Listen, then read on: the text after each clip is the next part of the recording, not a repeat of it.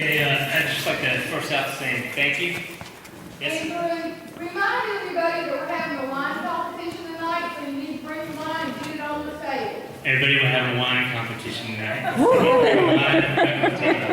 you can put it up on this table up front, and I'll taste it. And I present, then you go get it, bring it, and have it here by 8 o'clock, 8:30. Now, So, I just wanted to first off say thanks to everyone who prepared this tonight. I'd also like to thank Debbie. I never got to meet her, but the reason I'm here today to talk to y'all is because of her. My first interest in foraging came from survival. I was really big into wilderness survival. That's how I kind of got into this.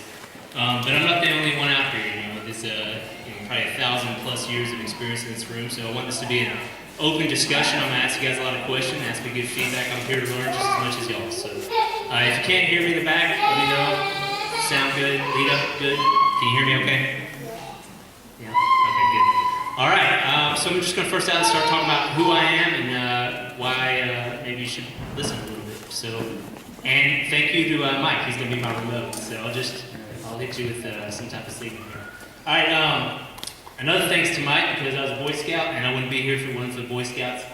So I started out hiking and doing backpacking, all that kind of stuff. And then I got into wilderness survival through Boy Scouts, and I went through the stage where I thought I was a primitive skills guy and I ran around in loincloth and barefoot and making arrowheads and brain tanning buckskins and stuff. After that was this kind of adventurous stage where I was rock climbing. And I ended up having a rock climbing accident where I had to get rescued, so I've been on the receiving end of being rescued by search and rescue personnel. And then I got into whitewater kayaking, was a raft guide for years down there at Kobe. And I had my share of near-death experiences, and some of the people that I kayaked and raft guided with actually died. I went to school for wildlife biology and became a trapper, damage control trapper, trapping everything from squirrels, skunks, possums, beavers, anything that bothered people we kind of trapped. And then I went through this bushcraft stage where I ran around in wool clothing with an axe, going to a bunch of survival schools in Canada, across the U.S. And around that time I got a job in Great Smoky Mountain National Park as a professional hunter and trapper on the wild boar eradication program. The thing about that job is we're 40 hours a week I'm out there in the woods, and from April to about mid-July, I'm camping 5 days a week. So I hike up on the mountain on Monday and I hike out on Friday. So I spend a lot of time in the woods. A lot of exposure to different environmental factors and hazards. I was bit by a rattlesnake back in 2005. There's a couple of instances where I got stranded, left by my partner on a boat. Had bears come in my tent. The next one, a bear paw. And the next one, and I fell off my boat during the winter because we were on a boat on the lake. So, it's not, I did this class for game wardens in Pennsylvania, and they said, wow, you're really accident prone. And I was like, well, maybe yes, maybe not. I've been doing this for 20-something years. I think it's a matter of exposure, because if you're out there foraging, or if you're in the woods a lot, you're that much more exposed to risk. The only safe way not to be exposed is to stay on the couch, and none of us are going to do that. So if you drive a car 8 hours a day, you're more likely to get arrested. Also, when I started with Park Service, I started working on wildland fire, doing a lot of details out west, where our spike camp got burned over. We had a bunch of straight line winds dropping trees on us. And then I switched from hog hunting. I guess it was 2008. I switched over to law enforcement and backcountry ranger, mainly focused on anti-poaching patrols, and also was involved in search and rescue. And this was the big kind of eye-opener to me, because everything I had learned from books, TV, schools about survival, I didn't really see that correlation in what was happening out there in the real world. We go in and I find these people to rescue them, and I get to have a little after-action review with them and say, hey, what were you thinking? What'd you do? And why'd you do this kind of stuff? And it just wasn't playing out with what I'd been taught. So this is where I work. I currently work here. I've worked there for 16 years. I've got a laser pointer. So my district is about 150,000 acres, which is all the south end down through here. The map actually gets cut off. But Great Smoky Mountain National Park, if you're not aware, is the largest expanse of wilderness east of the Mississippi. So lot of country in there. Probably 70 years ago, wild boar were borrowed from Russia. They escaped from a hunting preserve. The national park seeks to preserve for the native species. These things reproduce twice a year, have update piglet and sexually mature at 6 months. So they've got exponential growth rate, and they outcompete the deer, the bear, and the turkeys for acorns. They're rooted in trout habitat. We have a lot of threatened and endangered plants that they also consume. And they pretty much eat anything, salamanders, everything's fair game to them. So there I'm at work. Pretty much my days, I get my rifle, I go to work, and I hunt and trap. So it's a dream job for people that like that kind of stuff. Like I said, during the springtime, the hogs move up in elevation, and so I follow them up, and I can't run that through Friday. This is just one of my typical camps. We have gang hogs up there with some gear, sleeping in hammock a lot of times, and just a target, pretty simple camp. I also started a search and rescue team that operates within the park. We're primarily focused on winter search and rescues and arduous carryouts and backcountry stuff. We also do technical stuff. This picture was just actually this week. I was on a rescue.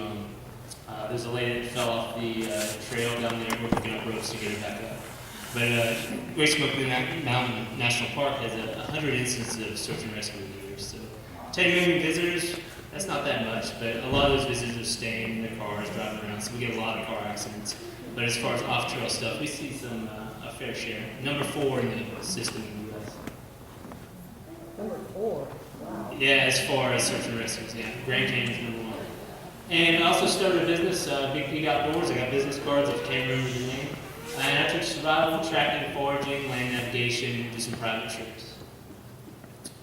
Alright, so here's where I'm starting asking you guys questions. Can anyone tell me what your most valuable survival tool is? Who said brain right there? There we go, alright. And so when I start thinking about a brain, I think of it just like a computer,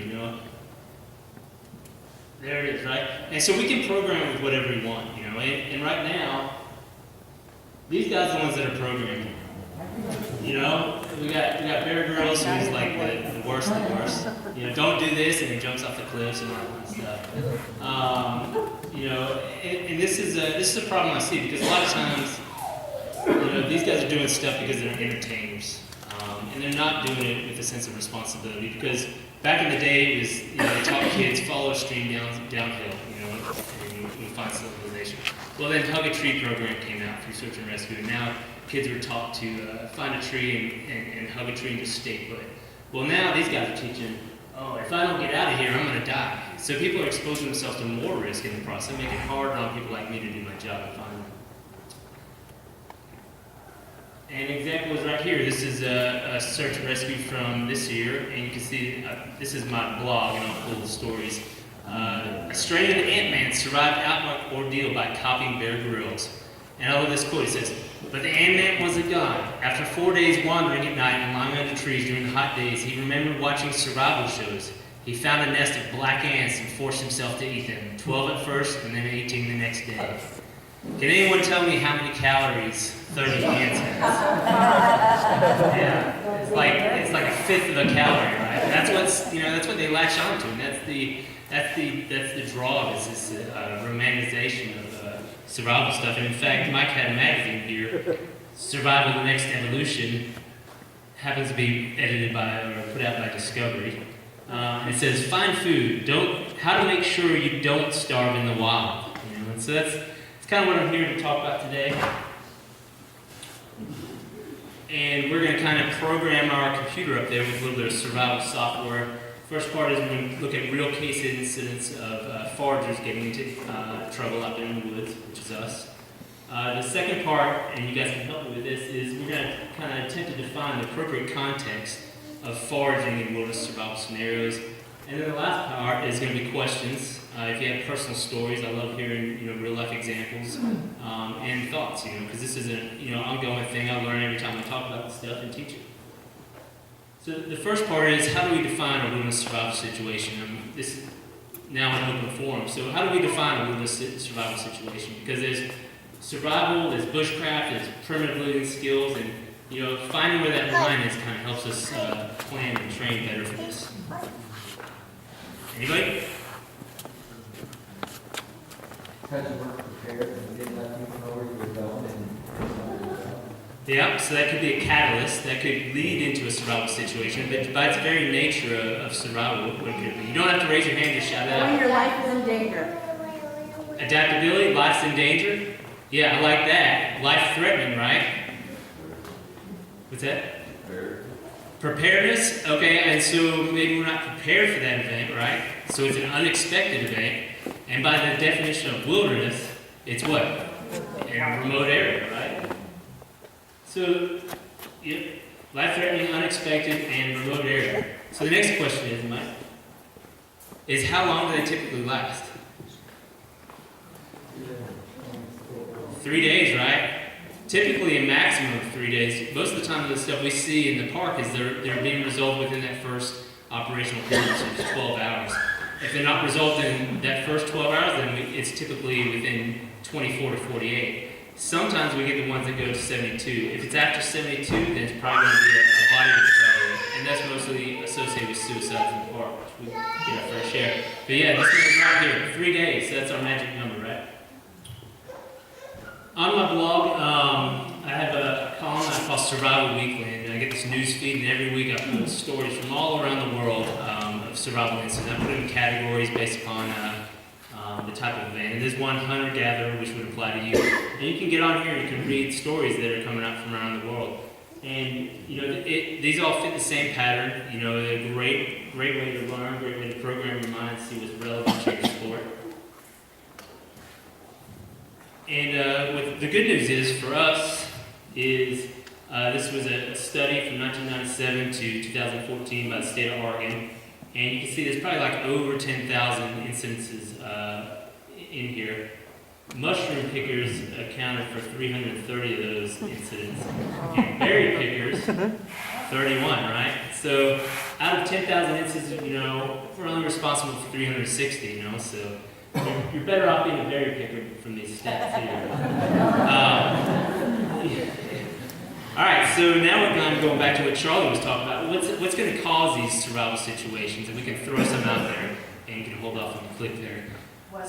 Weather, good. I like it. What else? Equipment malfunction. Yeah, gear failure. That's what I call it, right? All right, what else?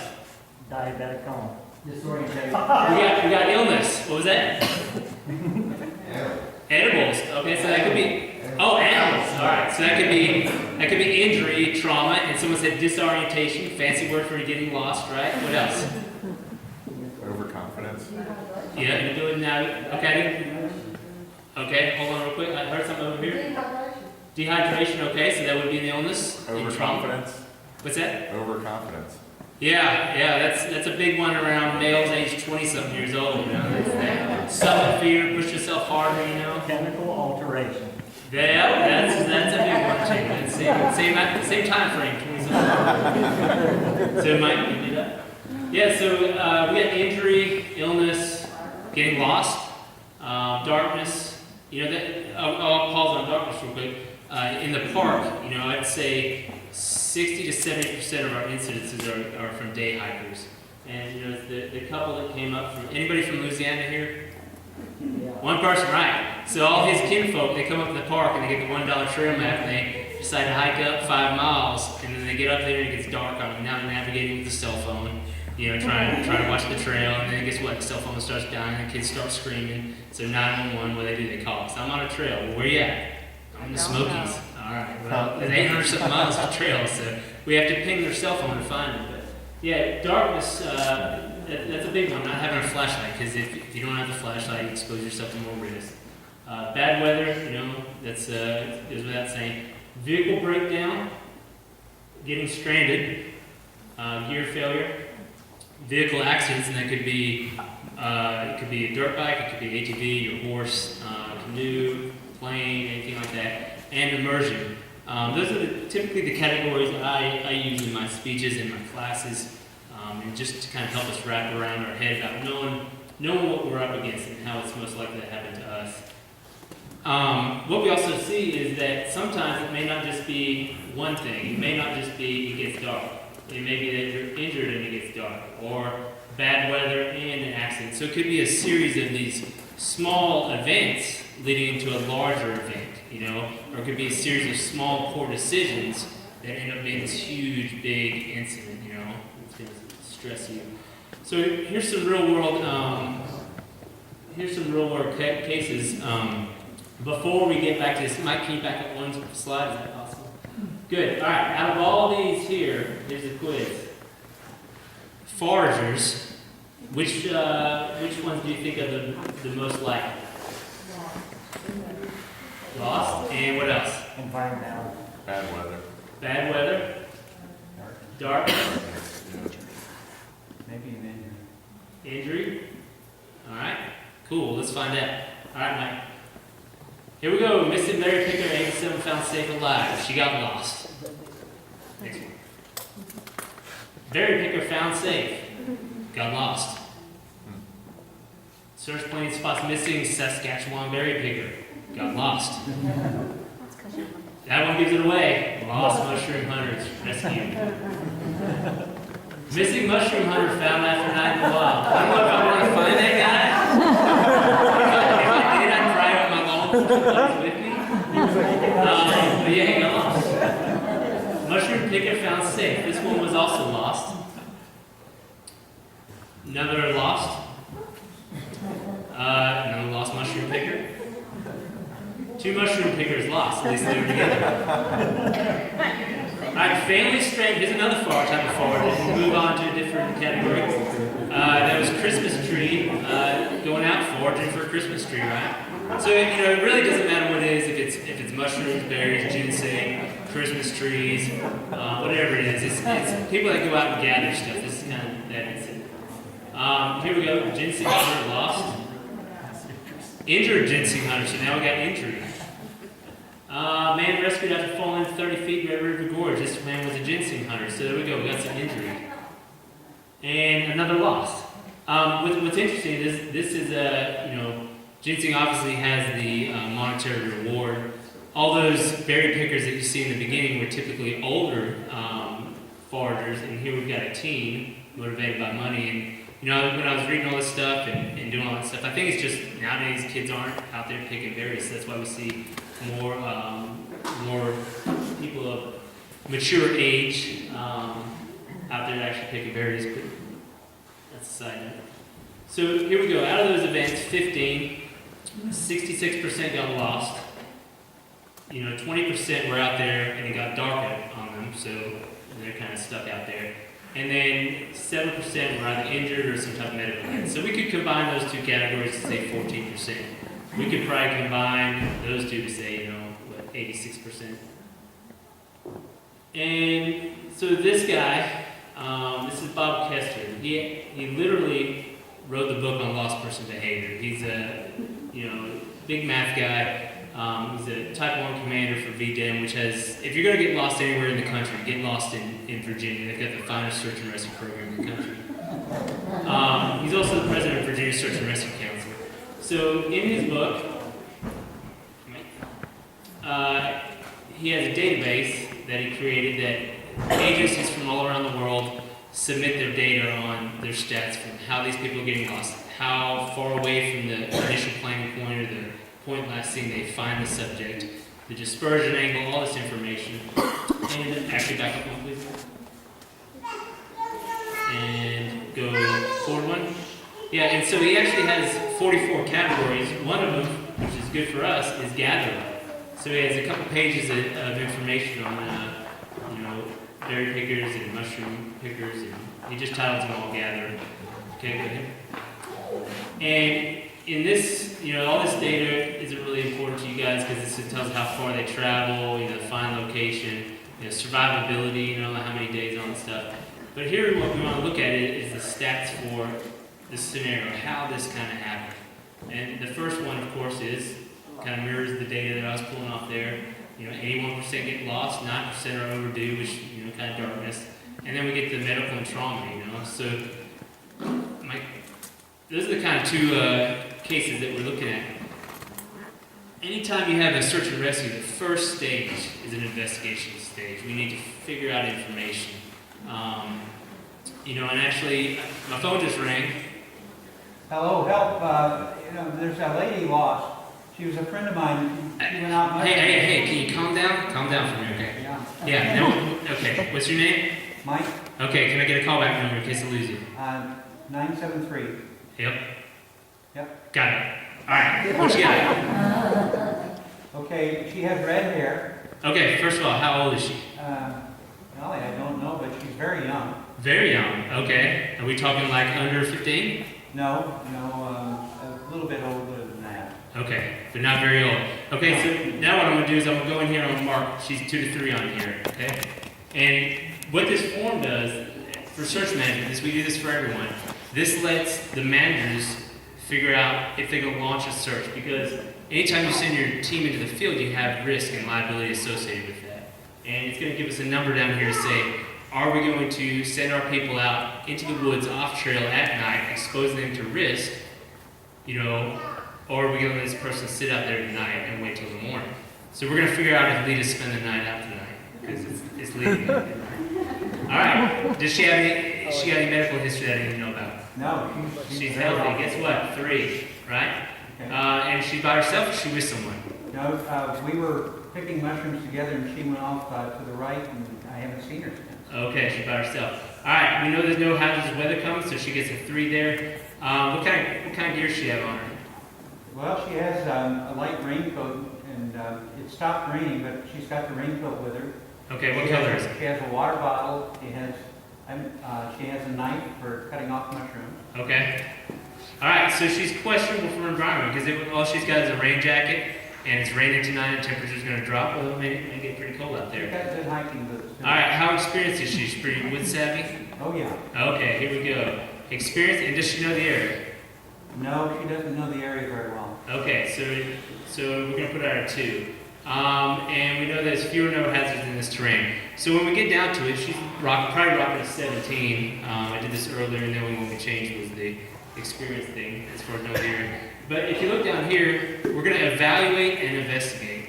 That's just fancy words of saying, lead us spend the night on the woods. Right? So, hey, we'll come for you in the morning, right? So if it was daytime, we'd go ahead, we'd probably start that search. But to be quite honest, I've seen this in 16 years of the park. They're going to say, if she's off trail, that she's got the gear she's got the experience she has, Leah's going to spend the night in the woods. And that's good to know because a lot of people think, hey, if I call 911, guess what? They're going to send the helicopters. Well, it doesn't work like that in the real world. Sometimes we do, if it's an injury and everything like that, but, rangers aren't going to drop out of the sky on rappelling ropes and parachutes and stuff and say, just because you call 911, no matter how much you yell at the dispatcher, because that's happened as well. So yeah, the next morning, that's when we're going to start our search. We may do a hasty search that night, just put people on trail, looking to see if they can find her off trail and identify decision points, but more than likely she'll spend the night out. So we know that getting lost and injured are our 2 big adversaries if we're going out and we're enjoying what we do, which is foraging. So knowing that, obviously we want to, kind of mitigate those risks. We want to start studying land navigation. It's kind of a dying art. We want to be prepared to spend the night out in the current weather conditions. You read the weather, or check the weather channel. Make sure you have the gear appropriate for that. Even a good puffy coat and a rain jacket can get down pretty low. And we want to train for injury and illness. I tell everyone that comes through my survival course, I'm like, hey, when you leave here, if you go take a land navigation course and they take a good wilderness first aid class, you'll be prepared for 99% of the incidents and events that could happen to you. I throw the 1% error factor. But yeah. So injury and illness, my survival or my first aid kit, which I can show you guys tomorrow during that walk, it weighs 7 ounces. It's set up for all the common boo-boo type stuff, and it's also set up for trauma. Trauma. We talked about injury and illness to foragers, and we saw a couple examples of fall. But typically, how people are getting in trouble with trauma in the woods is from falls. They get too close to a cliff, or they fall down a hill, or something falls on them. So that's your typical trauma. Or vehicles. The body's going faster than it's designed to do, and the vehicle stops and they keep going. All right, and so part of my job is, I take it very seriously, is these romanticized notions. I grew up and I was like, oh man, man would be like Rambo running through the woods and doing all this stuff, and eating all that gross stuff. And I get a lot of people when they say, through my course, they say, well, what if you don't have this? And what if you don't have that? And what if you don't have that? And I say, why? I say, why don't you have it? Why don't you have it? Because we have this notion that we're going to end up in the woods without anything. And my message, one of the messages, we go from point A to point B. We're going to go recreate, whether it's foraging, whether it's hiking, backpacking, climbing, whatever. And we have decisions to make at the house when we leave. And so before you leave point A, that's when you want to prepare it. You want to take the best technology you have with you. How many people here have started a fire with a bow drill or a hand drill? All right. How many people here that have done that would want to bet their life on that or their family's lives? Yeah, and none of them raise their hand, right? Because once you learn how to start a bow drill fire, you won't ever go in the woods without a lighter, Native Americans carried a bow drill and a hand drill because that was the best technology they had. When mountain men came along and they had the flint and steel, they carried that because that was the best technology they had. Matches came out. What did everyone start carrying? Matches, because it's the best technology they had. So why would we choose to go back hundreds of years and use bow drills and hand drills on a life-threatening situation? And that's what the TV is saying. It's like, oh, I'm going to use this friction fire and all this kind of stuff. And that's great, but Wilderness Medical Society says one of the top 4 injuries is an upper extremity injury. So show me the person that can do a one-handed hand drill or build a bow drill with one hand right before dark, when there's rain, when it's cold. Because when do you really need a fire? When you really need a fire, right? You're cold, you're wet, it's dark, your kids are screaming, your wife's crying, they're looking at you, or your husband's crying, they're looking at you to save your life, right? Yeah, I've seen it happen, and I've seen professional rangers not be able to start a fire, And so, when I talk about technology, the 2 biggest things that are really going to make a difference in whether you live through your event or whether you don't, as far as gear, the first thing is this right up here, programming this. But the second thing is going to be the clothes that you have on and your ability to start a fire. So that's something I think everyone should, we'll be talking about that tomorrow. The kind of end of that little speech there is fail to plan, plan to fail. We all, unless you're going on a show where you're going to be naked and cast on some island, which we're going to talk about that here in a minute, you're not going to end up out there in the woods, naked without any gear. I just haven't seen, out of all those thousands of incidents I've read on Survival Weekly, every single one of those people had a choice to make. They could have said, hey, I'm going to take a lighter, I'm going to take garbage, or I'm going to tell this person where I'm going, And so it all comes back to prior preparation.